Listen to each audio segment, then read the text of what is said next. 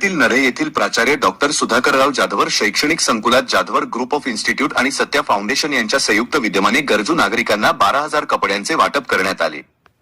या कार्यक्रमाला मनसे शहराध्यक्ष साईनाथ बाबर, विद्यार्थी सेना शहराध्यक्ष महेश भोईबार, संस्थापक अध्यक्ष प्राध्यापक डॉक्टर सुधाकर जाधवर, उपाध्यक्ष ॲडव्होकेट शार्दूल जाधवर, खजिनदार सुरेखा जाधवर तसेच सत्या फाउंडेशनच्या अध्यक्षा गीतांजली जाधव उपस्थित होते। देशाला पुढे न्यायचे असेल तर जाती धर्माच्या पलीकडे जाऊन विकासाला प्राधान्य द्यायला हवे। उपस्थित मान्यवरांनी शिक्षणासोबत सामाजिक उपक्रमांची गरज अधोरेखित केली, तर ॲडव्होकेट शार्दूल जाधवर म्हणाले, वस्त्रदान हे श्रेष्ठ दान असून अजूनही अनेकांना स्वच्छ कपड्यांची गरज आहे। कार्यक्रमातून सामाजिक जाणीवा आणि मानवसेवेचा संदेश देण्यात आला। आपण आज जवळपास 12,000 लोकांना, गरजू लोकांना आज आपण कपड्यांचं वाटप आपण त्याच्यामध्ये करतो।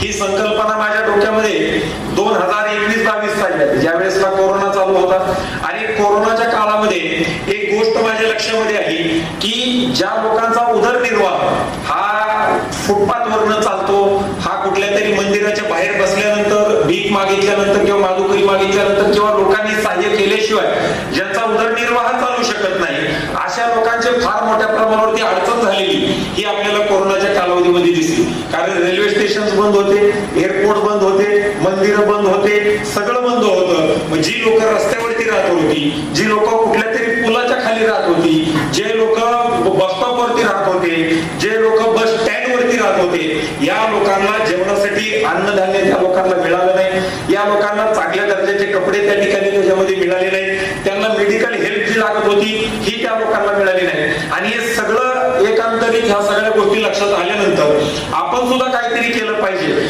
म्हणून या कपडे वाटपाचं वस्त्रदान, म्हणजे आपल्या धर्मामध्ये सुद्धा असं सांगितलेलं वस्त्रदान हे श्रेष्ठ दान आहे असं त्या ठिकाणी म्हटलं जातं। आणि ही संकल्पना माझ्या डोक्यामध्ये आली आणि त्याच्याच एक वर्ष आली ज्या वेळेसला केरळ राज्यामध्ये, भारताच्या केरळ राज्यामध्ये ज्या वेळेसला पूर आला, पूर आल्यानंतर अनेक लाखो लोकांचे जीव त्या लोकांना त्या ठिकाणी गमवावे लागले आणि ते गमावल्यानंतर त्यावेळेसला लायन्स क्लब इंटरनॅशनल आणि मोठ्या सरांच्या वतीनं आपण जवळपास 4 कोटी रुपयाचे कपडे हे केरळला त्याच्यामध्ये पाठवलेले होते। आणि तो केरळला पाठवल्यानंतर ही घटना कोरोनाची झाल्यानंतर मी लायन्स क्लब ऑफ इंटरनॅशनलच्या लोकांना भेटलो, त्यांना सांगितलं की बाबा आपल्याला असा कार्यक्रम काय करता येऊ शकतो का।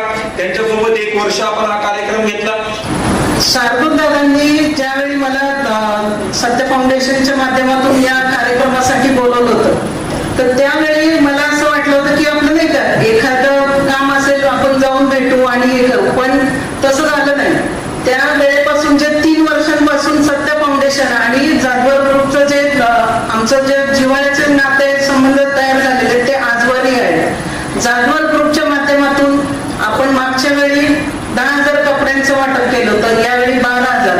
हे जे कपडे आहेत हे कपडे आपण विविध संस्था असतात, जे वृद्धाश्रम आहेत, अनाथ आश्रम आहेत, शिवदर्शने, पर्वती दर्शने अशा सारख्या भागांमध्ये देतो। तसेच अहमदनगर म्हणून एक मार्केट यार्डला तिथे हे वाटप होतं।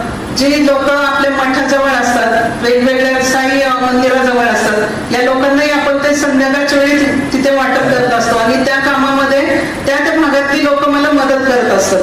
म्हणजे अनेक अडचणी ह्या सामाजिक जीवनामध्ये येतात आणि म्हणून मी साईनाथजी म्हणतो की याच्या पुढे समाजसेवा करणारी जमात ह्या निवडणुकीत संपलेली असतात। कारण निवडणुका ह्या आता नमस्कार करून चमत्कार करून राहिलेला नाही, आमचे काम करतो म्हणून लोक मत देतात त्याच्यावर नाही। म्हणजे आम्ही ज्यांना नोकरी लावलं, ज्यांना घडवलं, ज्यांना घरं दिली बांधून, ते निवडणुकीत आमच्या समोर असतात। जिंदाबाद मुर्दाबाद, आमचा मुर्दाबाद असतो, त्याचं घर आम्ही बांधलं पण आमचा मुर्दाबाद त्याच्याकडे असतो। पण आम्हाला वाटतं की हे प्रश्न सुटले पाहिजे आणि हे प्रश्न कधी सुटतील ज्यावेळेस तुमच्यासारखे युवा कार्यकर्ते पुढे येऊन काम करतील, ज्यावेळेस शिक्षण झालेले शिक्षित चांगली लोक पुढे येतील आणि त्यावेळेस आपण खरं तर भविष्यात स्वातंत्र्याकडे जाऊ असं मला वाटतं। आपण समाजामधल्या गरजवंतांना, भुकेलेला आपण खायला दिलं पाहिजे, ज्याला तहान लागलेली आहे त्याला पाणी दिलं पाहिजे, ज्याला कपडा नाही त्याला कपडा दिला पाहिजे। हीच मानवता आहे आणि आमच्या मुलांना ही मानवतेची शिक्षण शिकवण व्हावी। त्यांना त्यांना त्याचं दर्शन व्हावं, माहिती व्हावी. तळागाळामध्ये काम करणारे जे लोक आहेत त्यांना पुढे आणलं पाहिजे. आम्ही याची तमा बाळगत नाही की आम्हाला उद्या कुणाचा फोन येईल. आम्ही याची तमा बाळगतो की समाजासाठी कोण काम करत आहे. आपण जो विडा उचललेला आहे समाजाच्या सेवेचा, त्याच्यामध्ये जे जे काम करत आहेत, जे जे त्या पालखीचे भुई आहेत, त्या लोकांना इथं बोलवलं पाहिजे, त्यांचे अनुभव सांगितले पाहिजे आणि यामधून अशा प्रकारची लोक तयार झाली पाहिजेत.